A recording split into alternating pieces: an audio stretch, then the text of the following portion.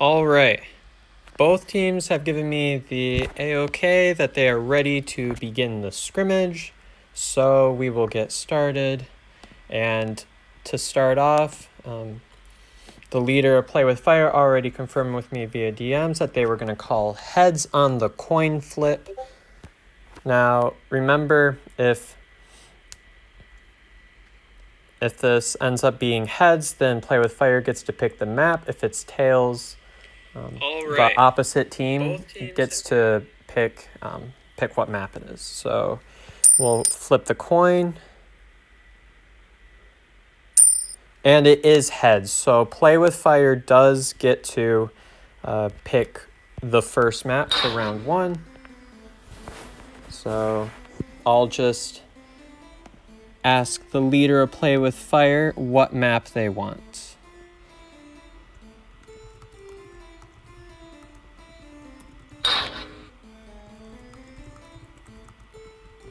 And the leader of Mayhem gets to pick whether they want to play Survivor or Hunter first.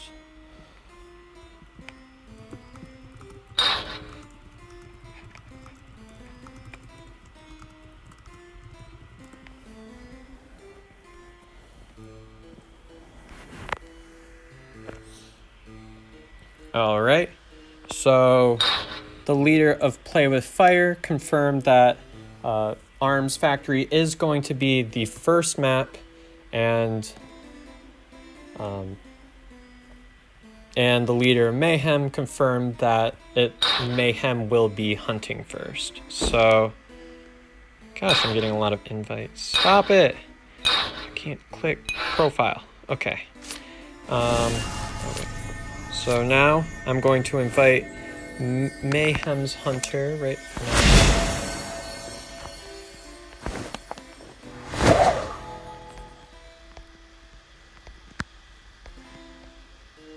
There we go.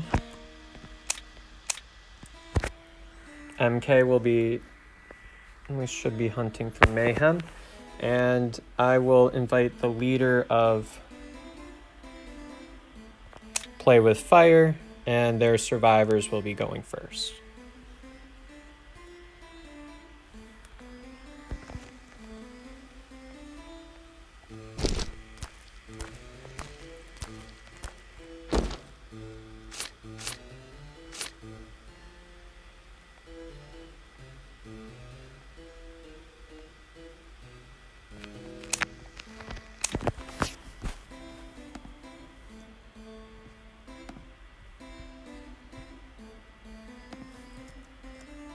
There we go. There's Mayhem's hunter. All right.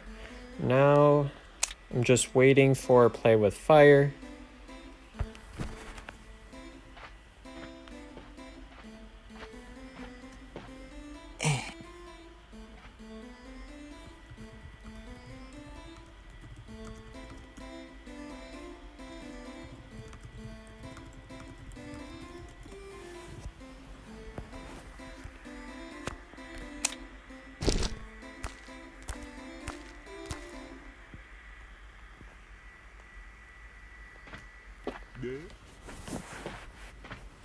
Just give me a second here.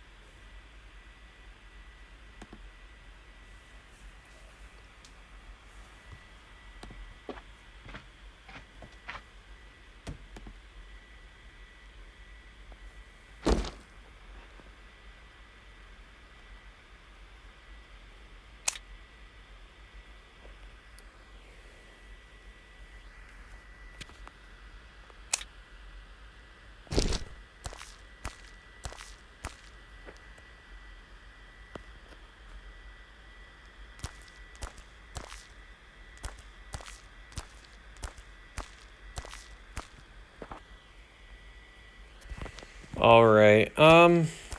This might take a second here. Just be patient with me. We're just making sure everybody's in the right voice chats and stuff.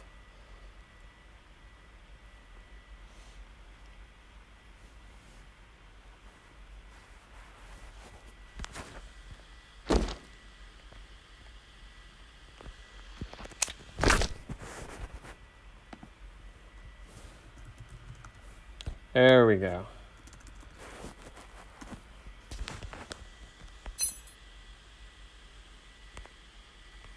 And now the leader is going to have to invite all of the Play with Fire survivors, and then we will get started. Now, round 1 is going to be 1 survivor ban, no hunter bans, and it's going to go up incrementally. So round 2 is going to be 2 survivor bans, 1 hunter ban, and finally, if it does go to a round 3, it's going to be 2 hunter bans, 3 survivor bans. All right.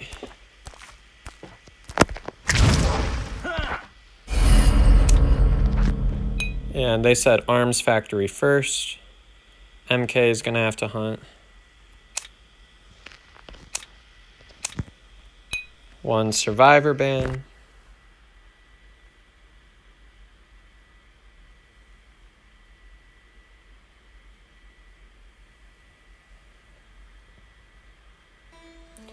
All right.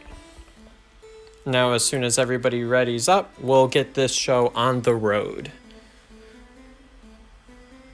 So it'll be very interesting to see from these players. I've already talked with both teams, and both teams plan on shifting out different survivors, different hunters each round so that everybody gets a chance to play. So this will be very exciting. We're going to feature a lot of people during this scrimmage, and yeah.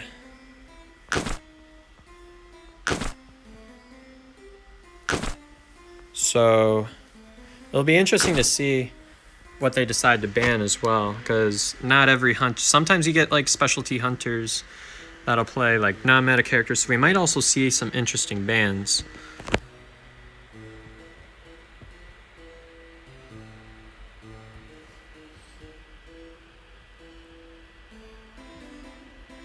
And oh, there we go. Let's go ahead and get the round started. Now remember, there's also a point system in the case of a draw by the end of round 3.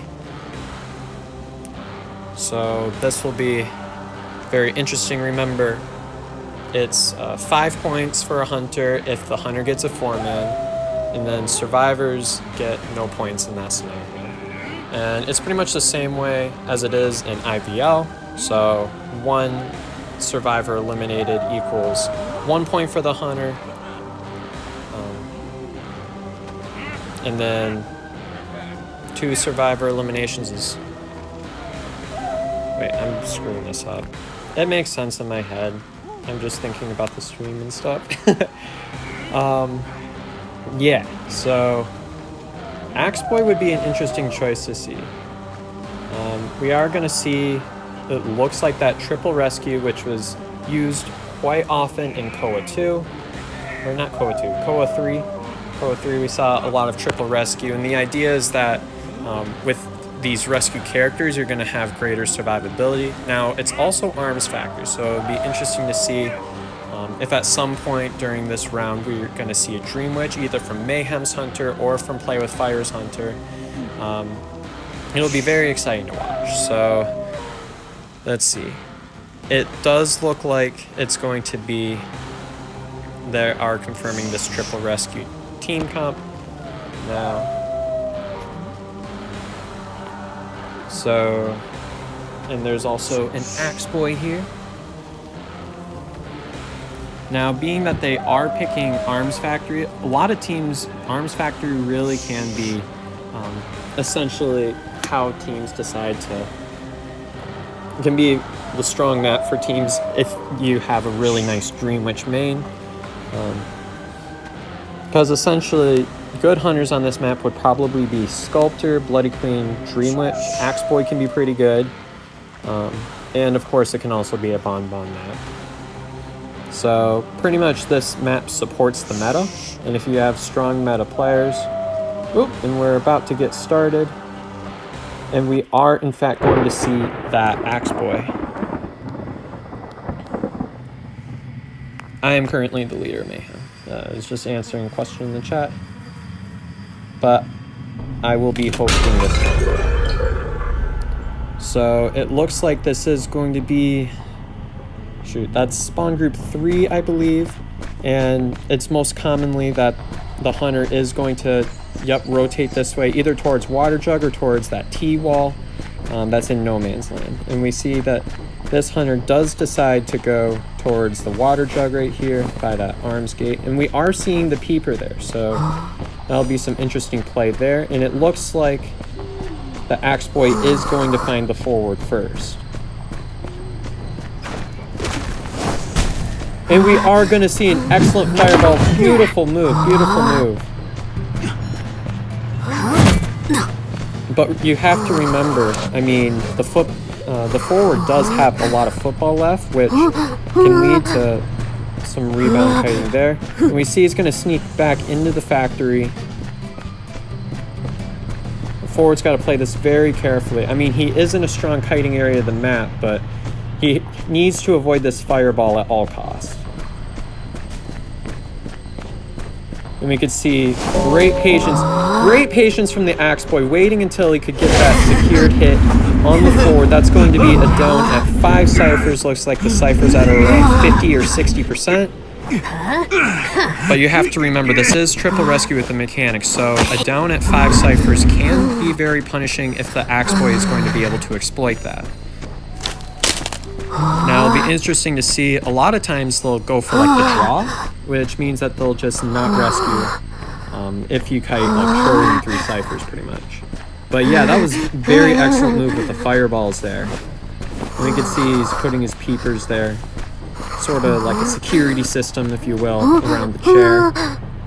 And he'll be able to see if somebody is going to go for that rescue. And it appears like they won't.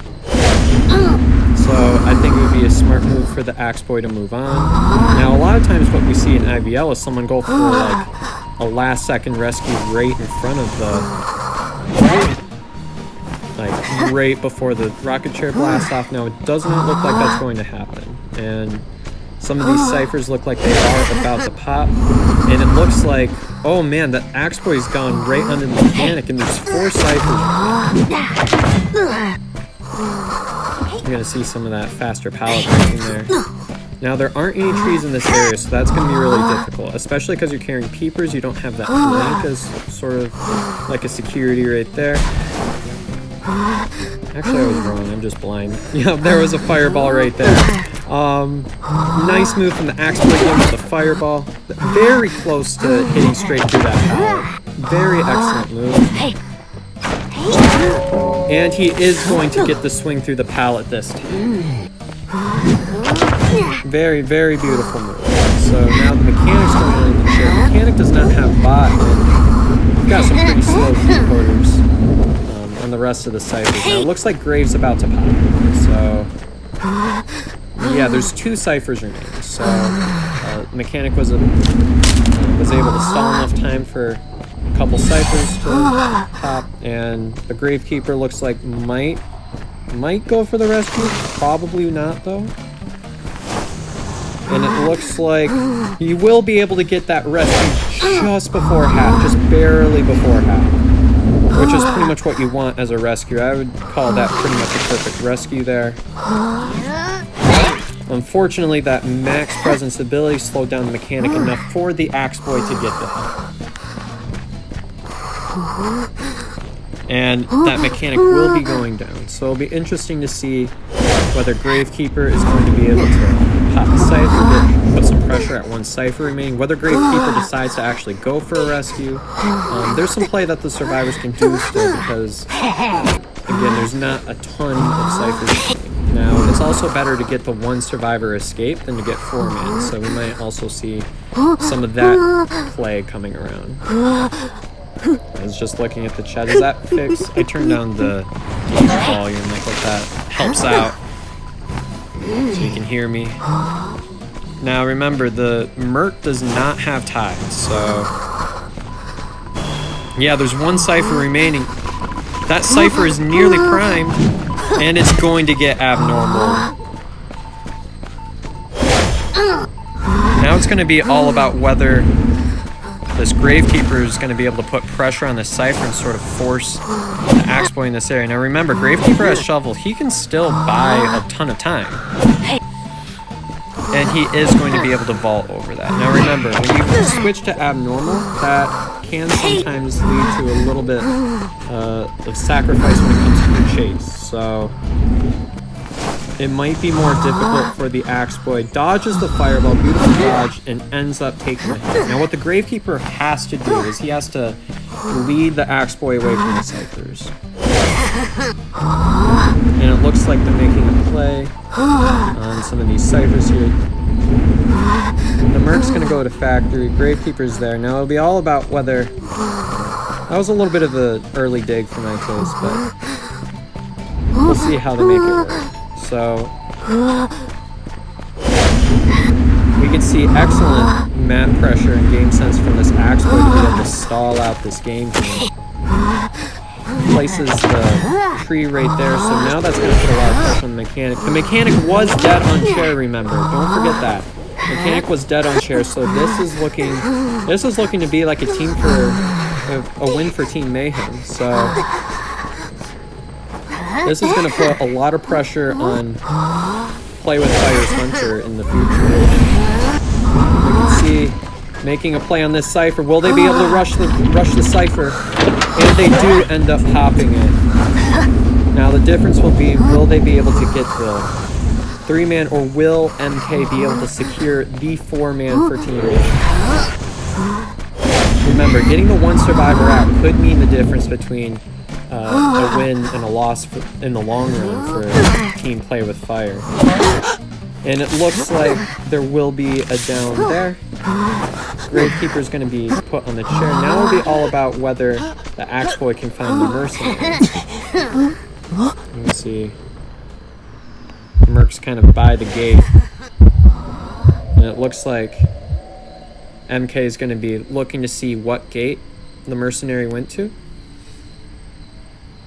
So it'll be very interesting to see what happens. Now remember, Axe Boy does not have teleport at the moment, so this will also be very tough for him to navigate the entire map. So he does have his Restful Road, which should help him. And it looks like he's about to get up.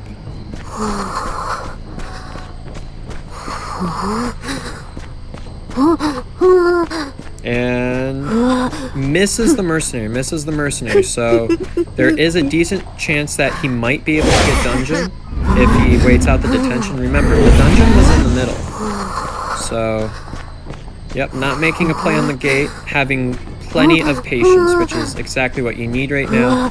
So now this Mercenary needs to be able to get to the middle of the map, which is where the dungeon is currently at, and also needs to last long enough to the point where he doesn't get hit with the detention. Very close play. Will this Mercenary be able to make it? And he is able to secure the dungeon for the one-man escape. Excellent move by that Mercenary there. That was awesome. Very great job from the Mercenary there, being able to secure that dungeon just before the Hunter was able to get there. So now that is going to be 3 points for Team Mayhem and 1 point for Team Play with Fire. And I'll just put that on the chat.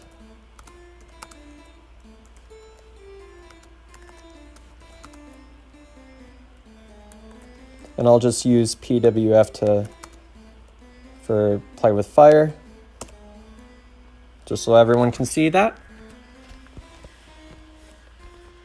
And now it will be up to Mayhem survivors. So this does work like a best of 3 scenario. So Play with Fire, if Play with Fire's Hunter does get the 4-man, Play with Fire wins the round. If Play with Fire gets a 3-man, it's a tie. And if Play with Fire's Hunter gets 2-man or 1-man, or no man, I guess, then that's going to be a win for Mayhem. So there we go. And now we're going to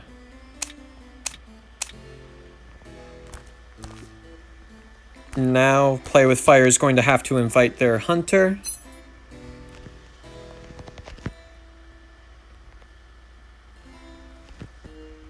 Oh man, autocorrect.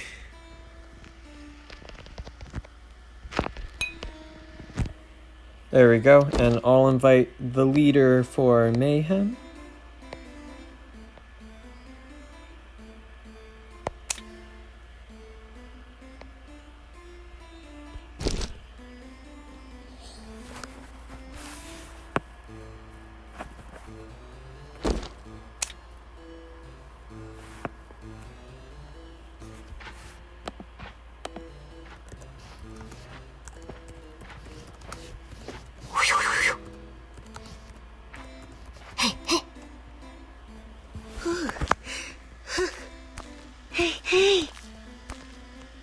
There we go, and I'm gonna go ahead and move into the custom so we can invite the rest of the members.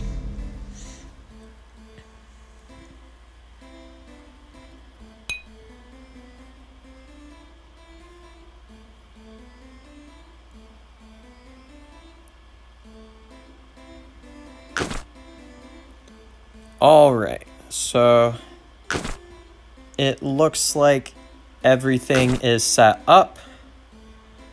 Oh wait, I gotta activate block mode. 1 survivor ban, can't forget that. Can't forget that.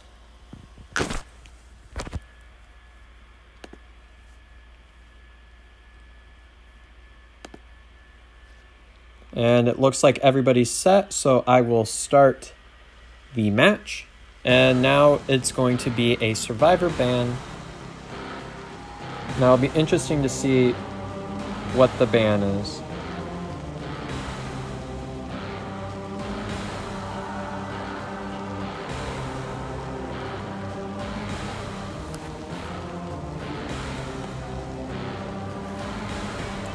And it looks like it will be a mercenary ban.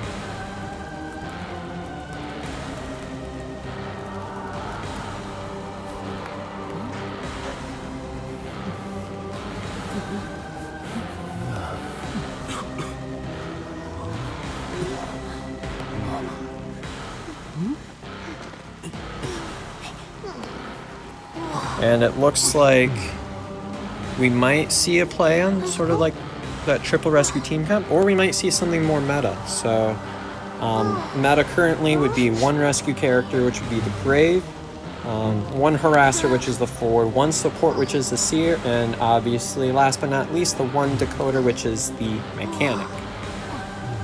So this will be some interesting play here from Team Mayhem, from the Survivor team.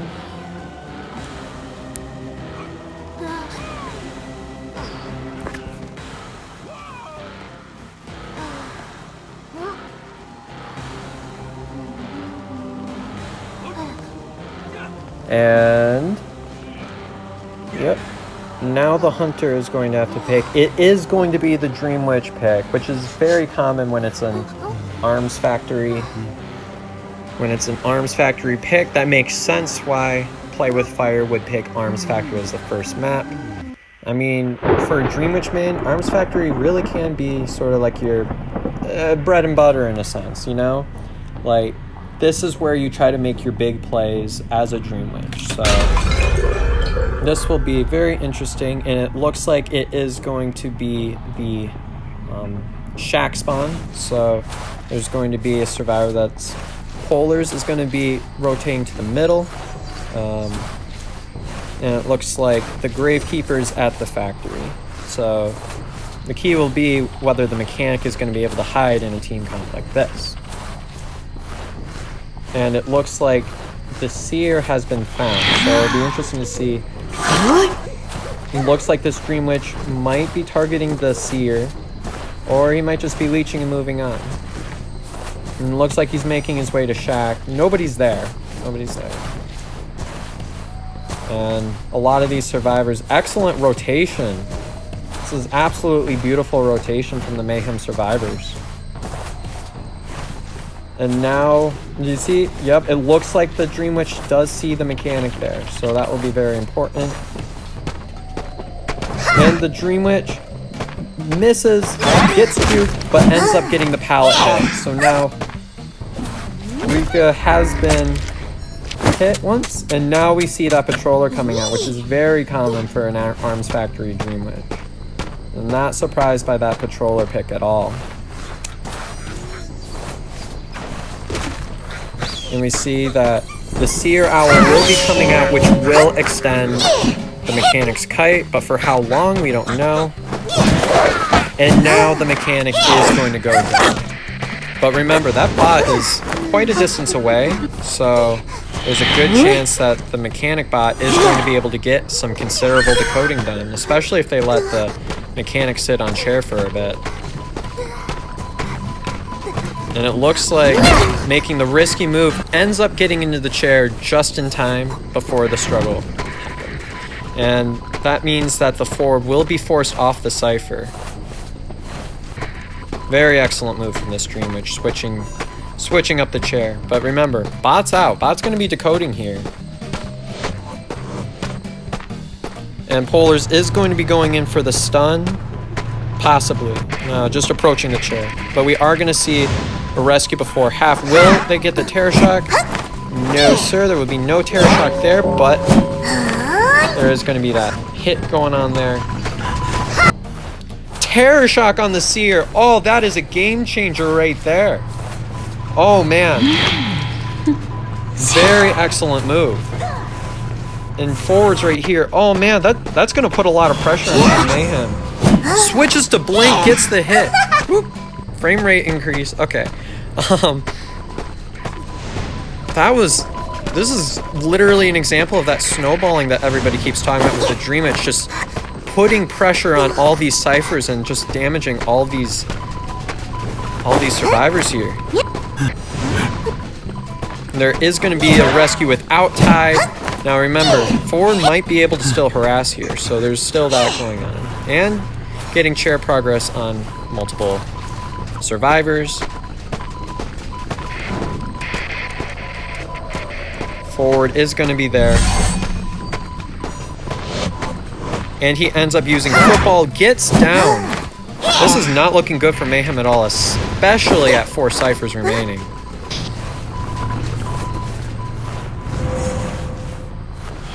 This is an example of how an Arms Factory Dream Witch can be extremely scary. Extremely, extremely scary. And I'm expecting to see the Gravekeeper make a play on the Seer on the chair there. But that Terror Shock on the Seer, that changed literally everything. And it looks like emoting at the chair, possibly baiting out a rescue or something. Will this be a Terror Shock? No, it will not. Ends up getting the double hit on the Gravekeeper, so now the Gravekeeper will be going down. And essentially, all this Dream Witch has to do now is just play a whole bunch of defense there. Ends up getting a down on the Seer. So now both survivors are going to be going down, and it'll be up to Polars to make a rescue, if one rescue is even to come at 4 ciphers remaining. And it looks like Polars has picked up the controller there, so there's that going on as well. Continuing the cipher rush, possibly. I mean, one extra cipher has popped, so that dungeon did spawn at the... Ooh, that cipher's about prime, but the dungeon did spawn in the box at Arms Factory, so...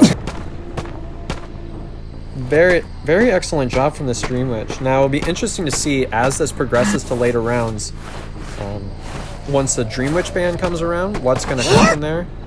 And that was the self-hit from the Seer. Again, using that blink there. And it looks like the bot was trying to heal, didn't quite get to it. And will a body block be able to be made?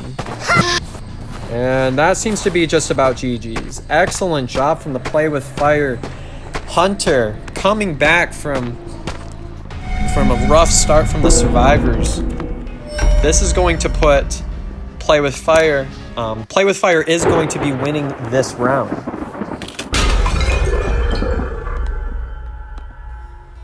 That was absolutely amazing gameplay. Absolutely stunning. So it's going to be the same Hunter and Survivors again. So what we do is we just kind of reverse the pattern. So now it's going to be Mayhem Survivors against the Play with Fire Hunter again.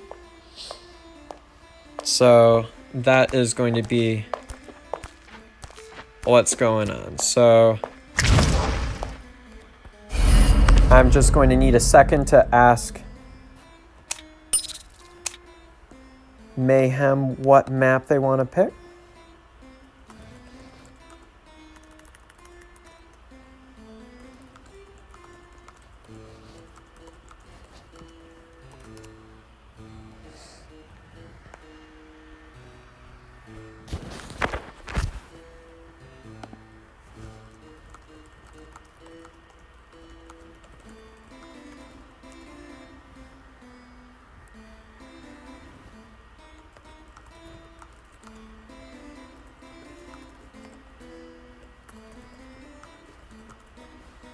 Yep, just making sure the leaders know what's going on. I'm asking about what map Mayhem wants currently. Now, there is going to be one Hunter band there, and I would not be surprised if we see the Dream Witch band, especially after that excellent performance round one. Oh, almost forgot to put the score. So that's going to add 5 points to Play with Fire. So that leaves Mayhem with 3 and Play with Fire with 6.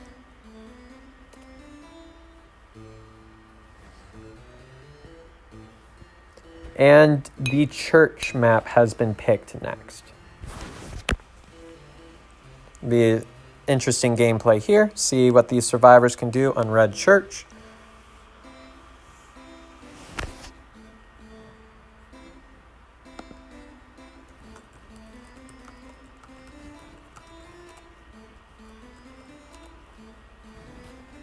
Hold on.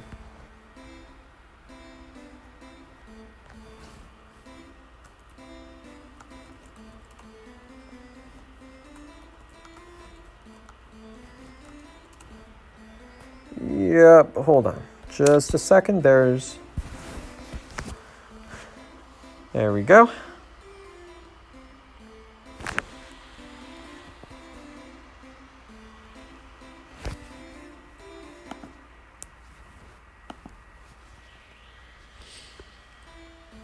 And now we will see a rotation of survivors in. Mayhem's going to be letting a new set of 4 survivors play. And I'm pretty sure Play with Fire is going to have another Hunter, but I'm not completely certain about that.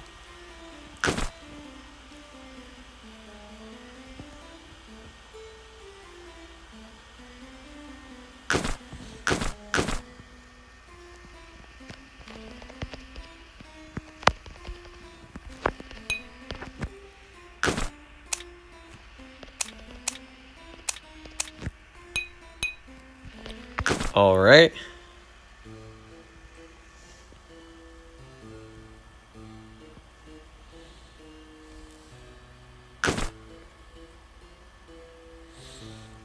And it looks like we might be seeing a rotation of Hunters here with Play with Fire, so just be patient, stick with us.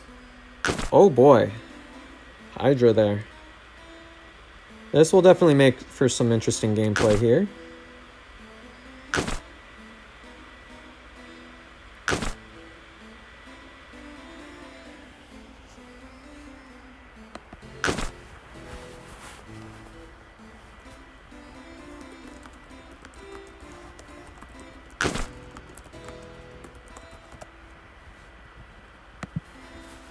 And it looks like everybody's all set, so we will start the match. So 2 survivor bands. I wouldn't be surprised if we see a mechanic ban, and it looks like Dream Witch ban is most likely what's going to be seen here, especially after that performance round 1. Yep, that's exactly what we're going to see here. And now for Mayhem, we will see Inferno, Hot Cupcake, and Ivysaur. Used to go by the real Ivysaur at least, and Tia. And on the Hunter side, I don't know how to pronounce that, but I'll just say Play With Fire's Hunter. And we will see the Mechanic and Mercenary band. So it's an interesting choice leaving Seer, which really suggests that this Hunter is going to play either Sculptor or Bonbon at this point. And it looks like we might be seeing a Sculptor pick. So again, this should be some interesting gameplay here.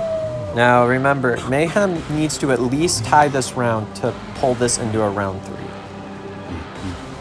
So it will be very important for the survivors to be able to pull something from Mayhem's Hunter to play off of. And obviously the more survivors escape, the more that security blanket will be. So even if they are able to get the one person escape, that gives Mayhem's Hunter some wiggle room to possibly even win this round. So it'll be very, very interesting if this does end up going on to a round 3. And it looks like we might be seeing a slightly different slightly different team comp here. Interesting to see there's only one rescuer this time. A lot of times I like to have the multiple rescuers when I'm constructing a survivor team, but sometimes having the faster decoding could help as well. And obviously Inferno, I believe former S-Badge Cowboy, really knows how to get his lassos there. So that will make for a good harasser. There's going to be that decoding, that support. So it's kind of the same thing, except you're substituting the forward with the Cowboy. So again, it's going to be interesting plays here and see what's going to happen here. And there will be, that is going to be the team composition for me. And that Sculptor has been confirmed as the Hunter pick for Play With Fire. This is pretty standard for top tournament gameplay to have either Sculptor or Dream Witch round 1, and then kind of do vice versa round 2 is kind of what's generally picked. I mean, of course you could play around with Bonbon, and then from then on out, if it goes into later rounds, the Bloody Queen and Axe Boy is pretty commonly used. And now the match is going to begin.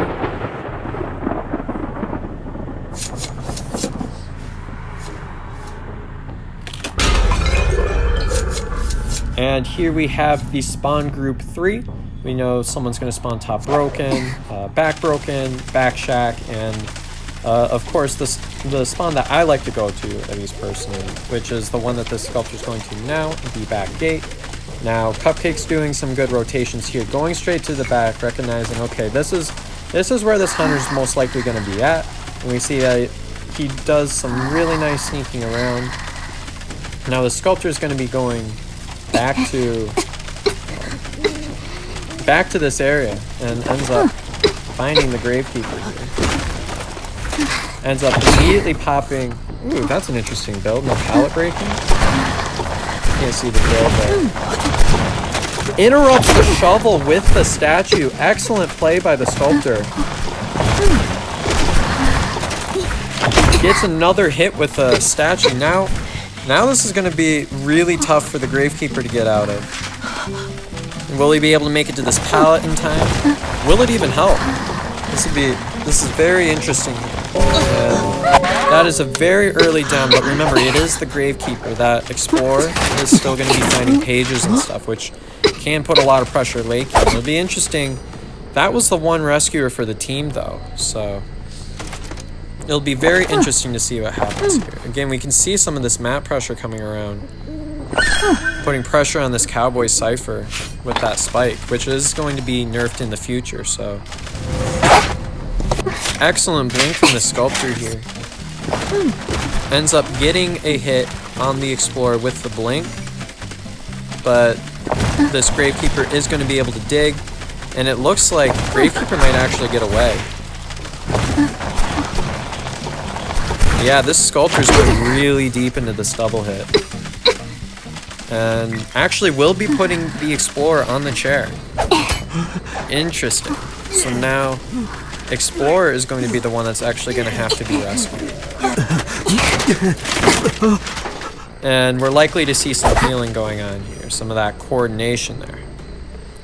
Ends up spiking. Unfortunately, no one was at back broken Cypher, and there are 3 Cyphers remaining.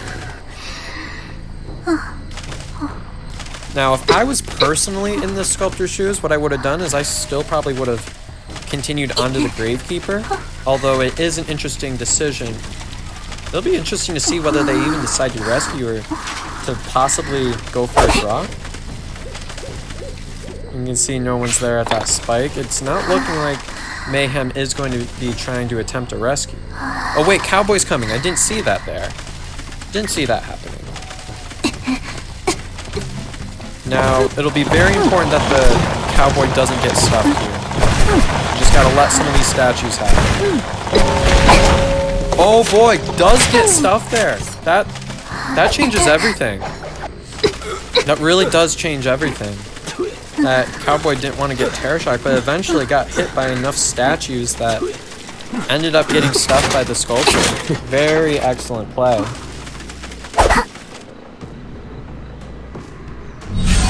Now, another thing to keep in mind is I believe those decoding pages can still be picked up at that chair. It'll be interesting to see if they make a play on that as well.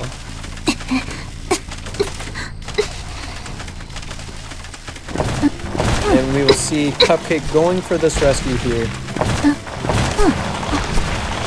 Does end up getting hit by the statue. The CRL does go off. This is looking like a stuff. This is a very tough situation to be. Very tough situation to be for Team Mayhem. And this is going to put a lot of pressure on whoever hunts in the next round. Because this is looking like a 3-man at least. And being that the Gravekeeper is being slugged, this is looking really tough for the Mayhem Survivor team.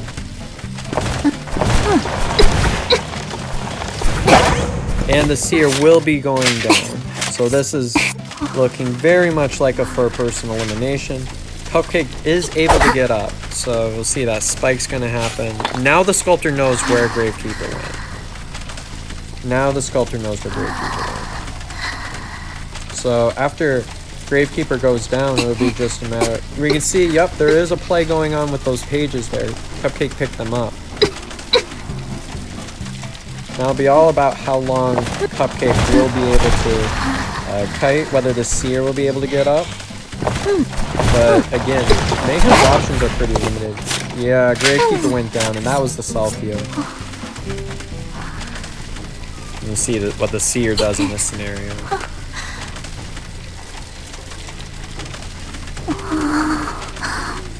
Alright, the Seer was not able to self-heal, and that pretty much secures the 4-person... Yep, 4-person elimination. 4 play with fire. Excellent gameplay from this Sculptor. And now the Hunter for Mayhem has to get a 4-man for this to go into a round. It just has to happen. If Mayhem's Hunter does not get a 4-person elimination, that will be a secured victory for Play with Fire.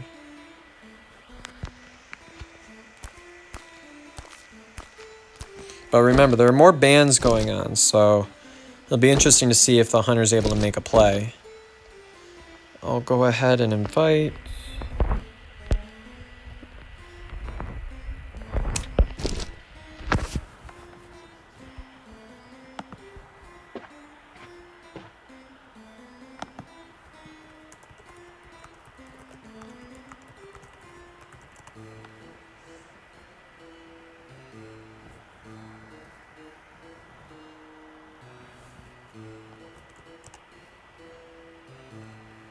All right.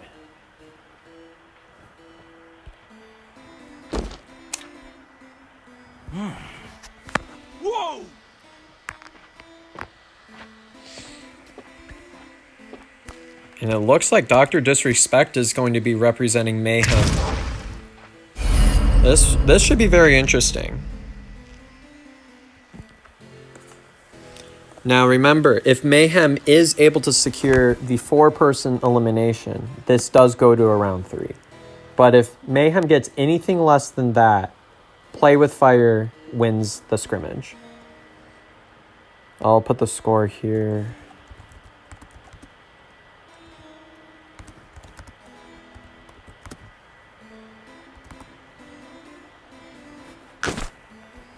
And we'll put the blocks on. Hold on. I'm doing quick math in my head.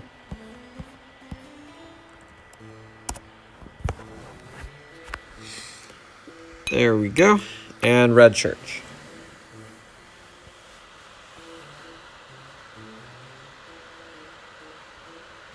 And now it'll be just up to all these survivors clicking ready, and we will get the show on the road. Very interested in seeing this gameplay here. Now remember, Play with Fire could try to go for that tie setup, that triple rescue again, like I was saying before, and explicitly go for the tie. And that involves like not rescuing, that type of thing. So this will be very... There's a lot of pressure going on for both teams, because obviously Play with Fire is not going to... I forgot what I was saying. Oh my goodness, I lost my train of thought. Oh my goodness. Yeah, I was reading the chat here. Yeah, the point system only comes in the case of a draw.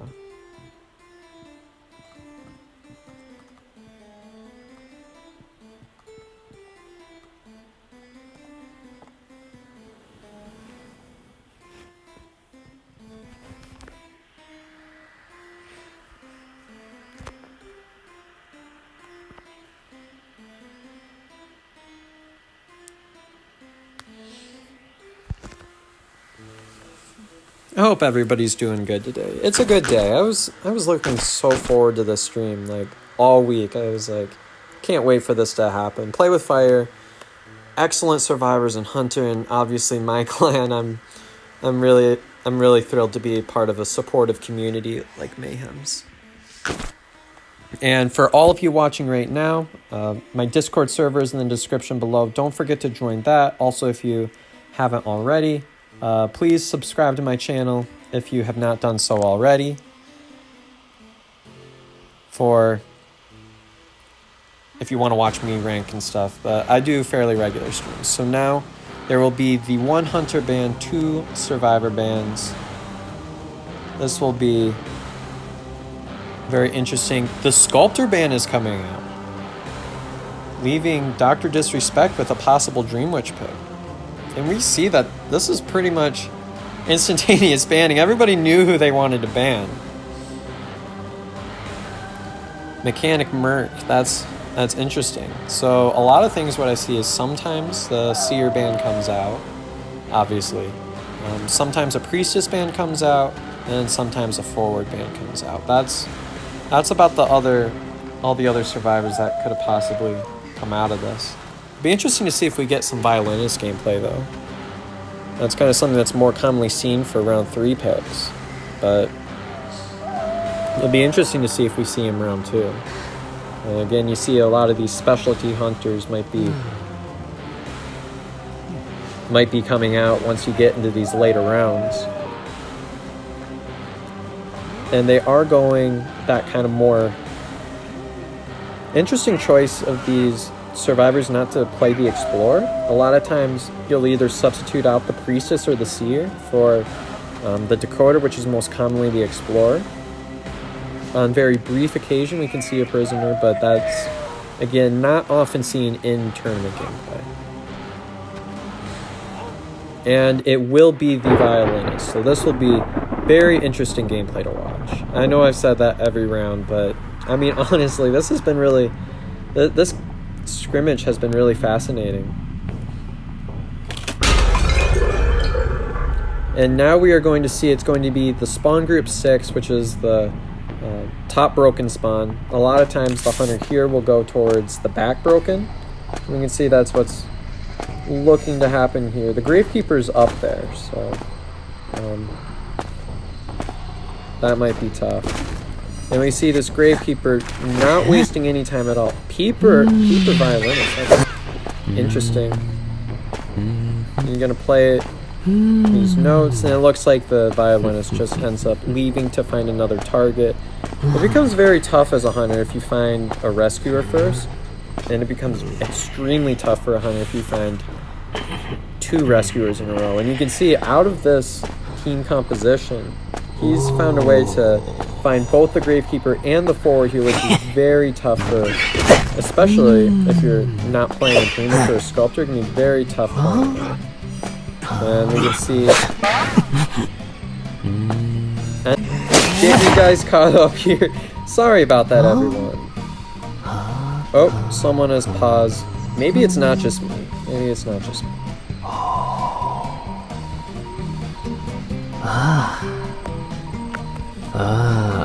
So there has been a deduction pause, so it looks like there might be some lag going on here.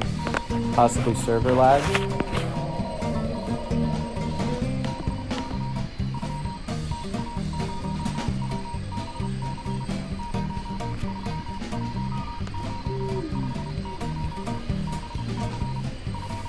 Alright, and it looks like one of the survivors on Play with Fireside was disconnected from the voice chat. So just go ahead, please have patience with us. We are trying to get the problem fixed as soon as possible.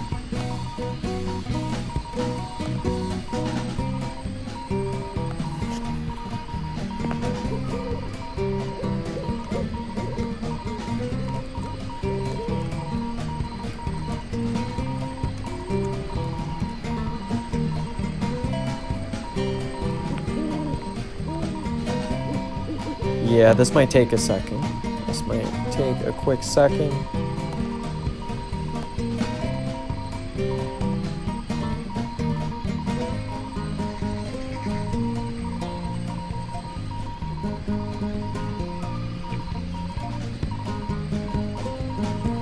And if there are continued issues,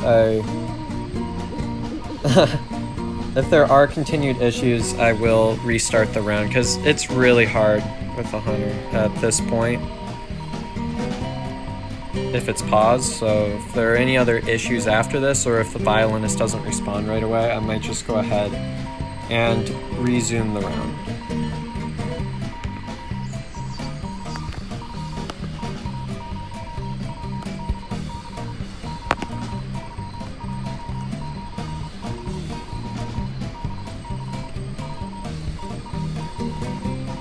Okay, they said they are ready. They said they're ready. So I'm going to go ahead and continue the match. 3, 2, 1. All right.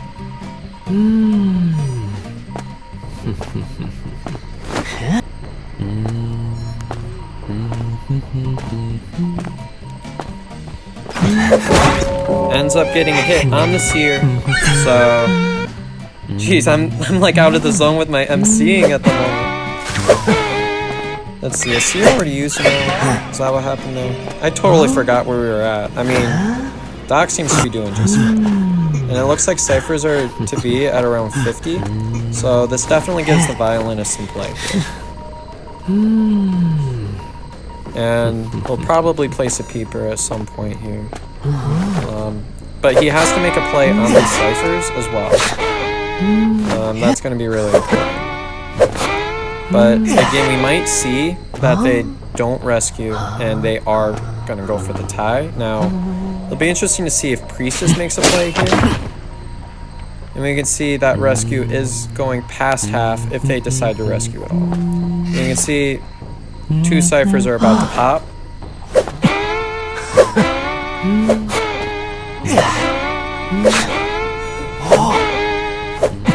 So we'll see what happens here. And yeah, I think it's pretty safe to say no rescue is going to happen at this point. So I would probably make a play on that cipher at this point. Maybe place a peeper there and move on. Unfortunate that portal removed right there.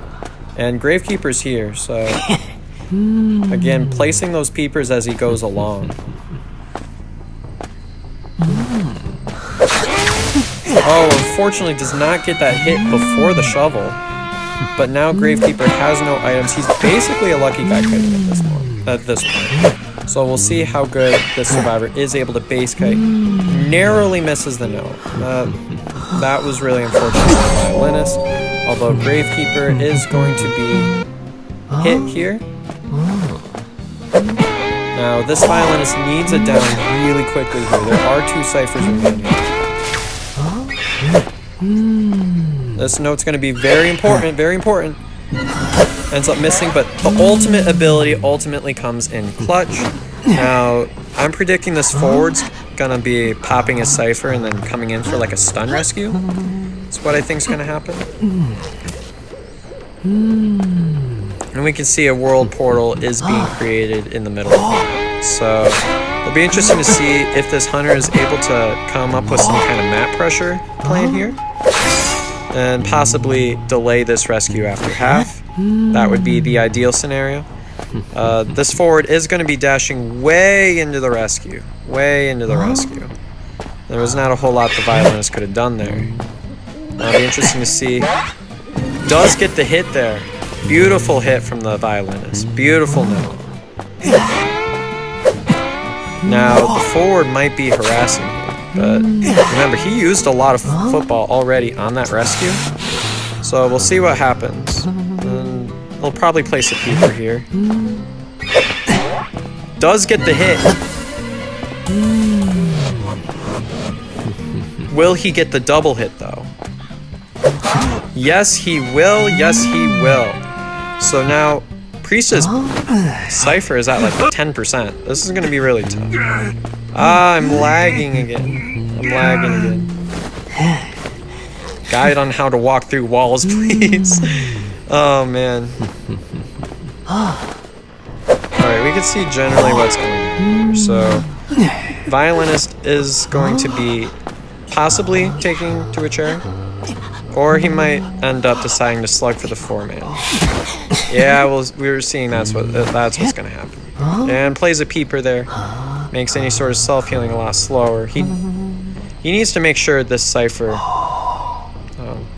no ciphers pop, because if a cipher pops, it's game over. And he needs to make sure... There goes the self-heal. There goes the self-heal. Will this ultimate ability hit? Yes, it will. Yes, it will. Now, will the Priestess make a play on the chair? That's the only way I see this not ending in a 4-man. Which will mean if this is a 4-person elimination, this will be going to another round. And we see that forward is eliminated, so it's all going to be about whether this Priestess is able to rotate around. And we see that the forward's kind of playing a little bit defensive here, making sure that there's no healing allowed on this survivor. Now we see that the dungeon is at Tombstone. Removes the portal there, smart move. That was kind of a funny little portal. He does have tinnitus, and he has peepers, which is going to make rotating this hunter really difficult here. Oh, and he does find the Priestess. This is looking really tough for the survivors at this point. This Priestess needs to kite basically for the whole rest of the time. And that's going to be very tough against a really good violinist. Yeah, there's... especially with stacks on him. And the blink comes and gets the clutch 4-person elimination for Mayhem. Mayhem is still in this game. Mayhem is still in this game. So this will be going to a round 3.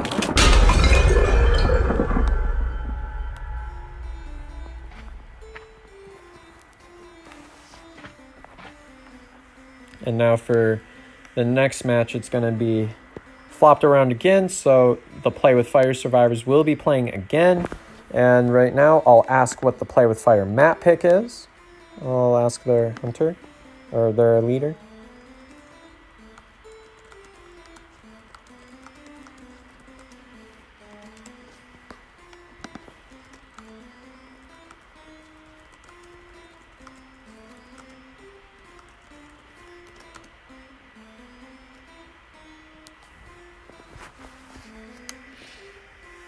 That was very awesome gameplay, especially for a violinist, which is traditionally a Thai hunter. I mean, that's impressive. I've got massive respect for that, and I wouldn't be surprised if we see a violinist ban in the round 3s. And so I'll be interested in seeing what ends up going on in this next round.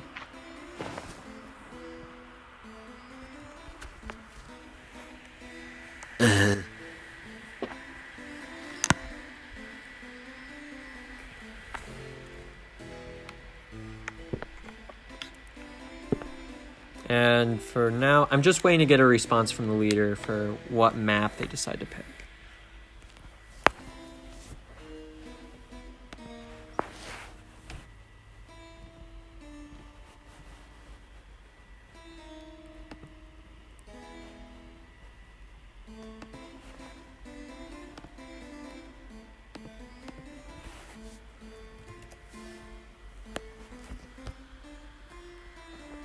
Yeah, Play with Fire survivors go again. That's what's happening. That's correct.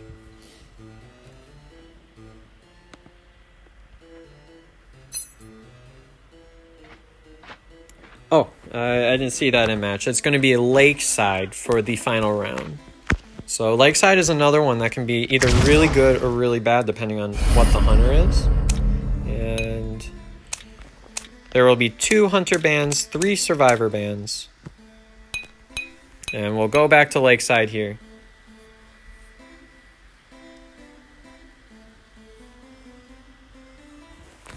Oh, and I should probably put the point count up as well. Now, traditionally, if it ends up going into a tie after this round, it ends up being whoever ends up getting the eliminations faster, what team finishes off the other team faster. But I guess I can do that for this round. So I'll put on a timer once this round starts.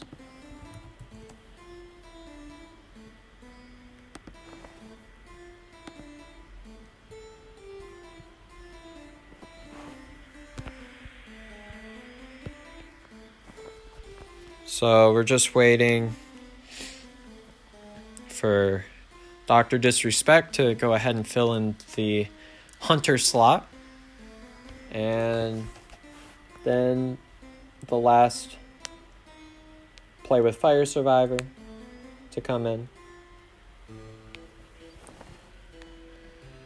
Now we got to take whatever was the score last round. So it was 3-11 before, so now that's going to be 8-11.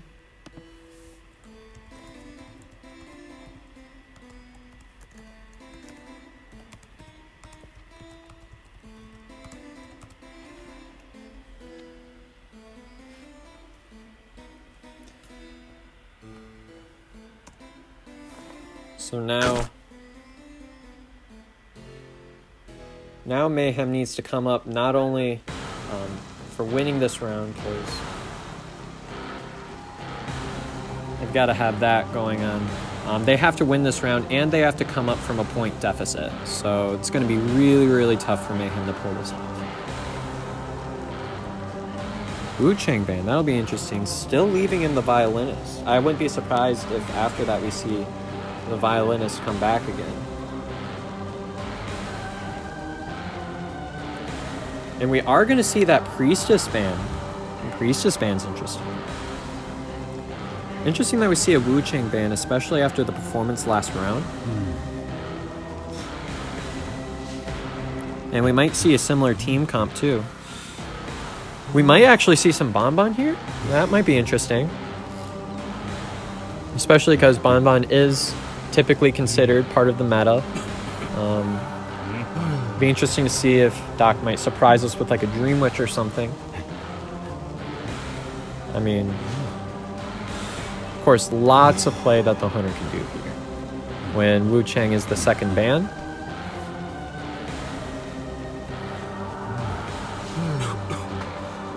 And it looks like that will be Bonbon secured, which is traditionally a Thai Hunter. But it'll be interesting to see if somehow Dr. Disrespect is able to pull this around. Now remember, Play With Fire did win round 1, and last round was a tie. So Mayhem does need to win this round in order to make any sort of play here. And it pretty much needs to be... Yeah, this is going to put a lot of pressure on Mayhem to try to come up from this deficit. And we see that it's going to be spawn group... Oh gosh. I'm pretty sure that's spawn group... I want to say 6. Anyways, ends up coming here to small boat. Gravekeeper rotates out, and you can see there's the forward there. And this is pretty much the same thing that happened last round, if I'm not mistaken. Is that he ended up finding Gravekeeper and then the forward, but he still ended up finding a way to make it work. Obviously, it's a lot easier if that doesn't happen, but...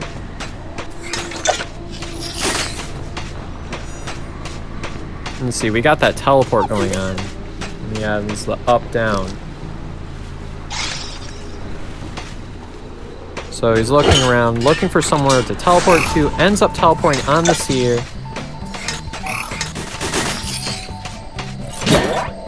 And you see no Seer Owl there, interesting enough.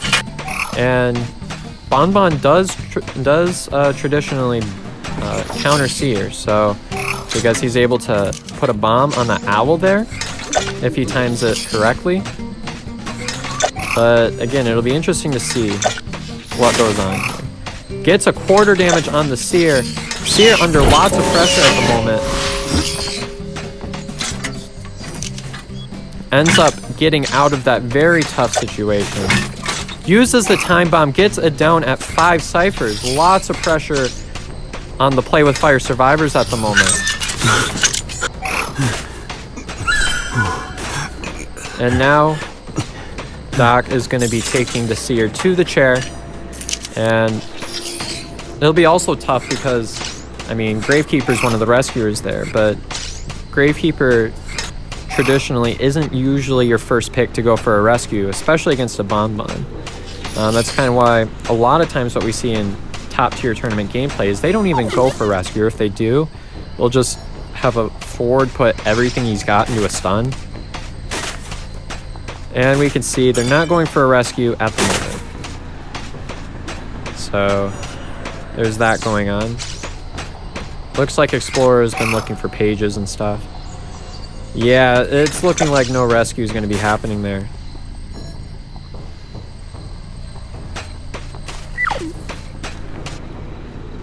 Yeah, that looks to be about what's going to happen here. So I wouldn't be surprised if he teleports. Yeah, he's teleporting away. He knows what's up. And there goes the shovel for the Gravekeeper. Now, will he be able to make a play with these bombs? Maybe get some sort of clutch hit here. Great jukes by the Gravekeeper, avoiding all of those bombs and only coming out with a regular hit. Now, we might see another shovel here. Yeah, here we go. Uses a time bomb, removes the shovel. That Gravekeeper is in great danger now. And ends up getting down. There's 3 ciphers remaining. 2 ciphers remaining. I stand corrected. Okay, I wouldn't be surprised if... Now, what this Bonbon has to do is he has to kind of camp in the open if he does anything. And again, he's going to be placing a bunch of these 20-second time bombs so that they go off right around halfway. And yeah, we could see again that the forward is going to be the one that's likely to make the play here. Now, they need to go for a rescue if they want to win this round. Gets the stuff on the forward. Oh my goodness. Oh man. That's a lot of pressure right now on the Explorer right now.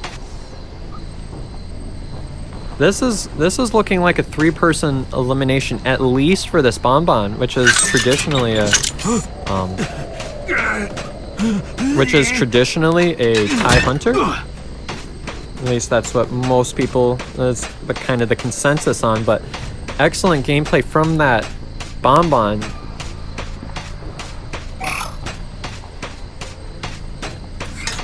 You see he's looking down, looking for this Explorer here.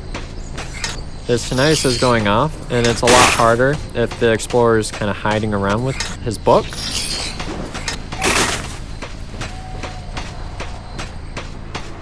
Kind of the idea here is he wants to place bombs on the Explorer and be able to figure out where the Explorer is at that way. This is a great recovery from round 1, and just an example of just because a team is put in a rough position at round 1,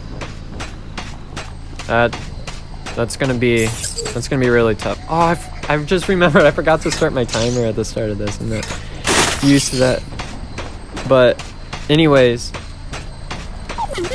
this is basically becoming a slugging match at this point. Did he see the Explorer there? Looks like narrowly missed the Explorer there. And especially because Dungeon's here, that's gonna be really tough still. I mean, I think the forward can still get up. I don't think he used his self-heal yet. I could be wrong. I could be just kind of dumb or something. But, I mean, the Bonbon's in the area, so it's gonna be really tough for this Explorer here. And he ends up... I just realized Tinnitus reaches that far. He's right there. He's right by those pallets. He's right by those pallets. And if worst comes to worst, you might have to stick the forward on the chair to buy him some more time.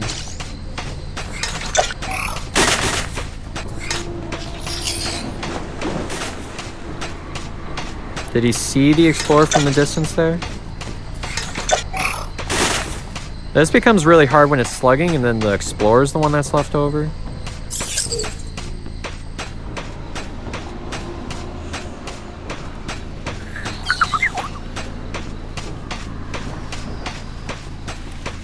But anyways, the Tinnitus goes off. Explorer might be getting away, possibly. No, he's kind of chilling by the dungeon here. Oh, turn around, turn around! Jeez, this Explorer is narrowly blocking line of sight at the moment.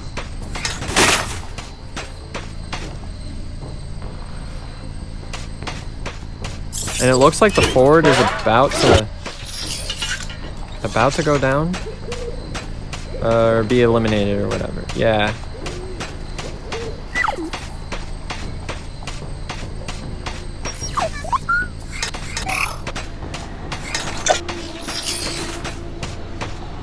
Ends up transit. I like how this Explorer is able to sneak around so much.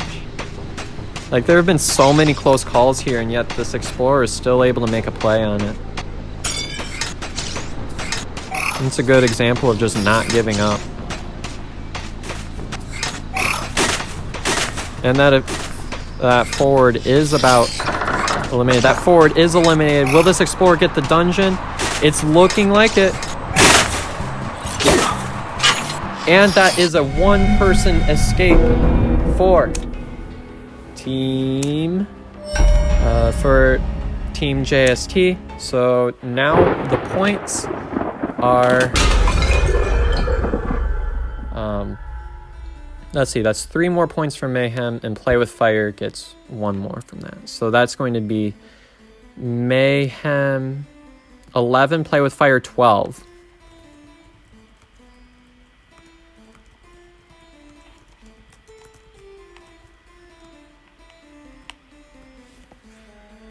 So now what needs to happen is, if it's a tie, So this hunter really only needs to get a tie to win, is kind of what this is coming down to.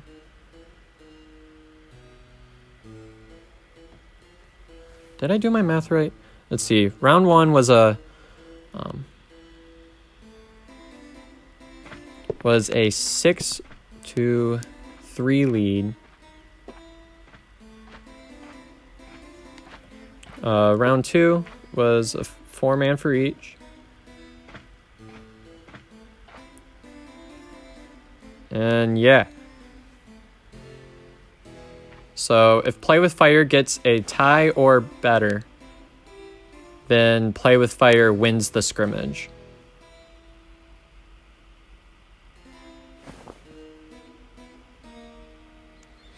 But if Mayhem is able to win this match, then Mayhem wins the scrimmage. So there is a lot of pressure on whoever wins this next match. Mayhem has to go for the win if they want to win the scrimmage. That's something that has to happen. All right. So now I need to invite Donna here.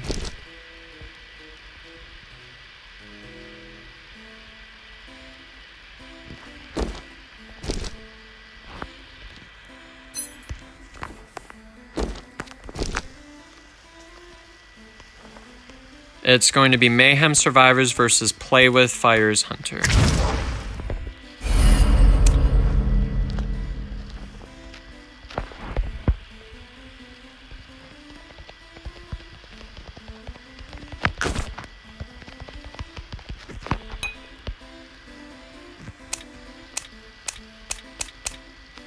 And we'll have these bands going on here.